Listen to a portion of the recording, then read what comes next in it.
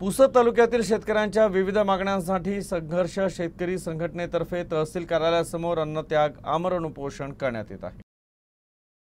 पुसद तालुक्यात शेतकऱ्यांच्या मागण्यांसाठी संघर्ष शेतकरी संघटनेचे आमरण उपोषण सुरू झाले। संघटनेचे कार्यकर्ते संतोष नारायण चौहान सहभागी असून उपोषणाचे नेतृत्व प्रदेश महिला अध्यक्ष कल्पना चौहान यांनी केले। शेतकऱ्यांचा सातबारा कोरा करणे, ओला दुष्काळ जाहीर करून हेक्टरी 50,000 रुपये नुकसान भरपाई करणे अशा विविध मागण्या यावेळी मागण्यात आल्या। संघटनेने प्रशासनाला इशारा दिला आहे की नैसर्गिक आपत्तीमुळे संकटात सापडलेल्या शेतकऱ्यांना न्याय मागण्यावर तातडीने निर्णय घेण्यात यावा, अन्यथा आंदोलन अधिक तीव्र करण्यात येईल। तुम्ही काय सांगा?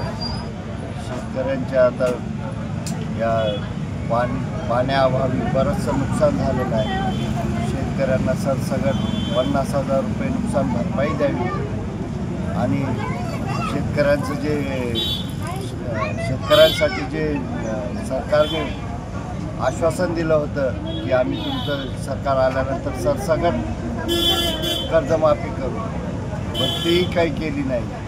पीक विमा होता 1 रुपयामध्ये, तोही बंद करून टाकला यांनी।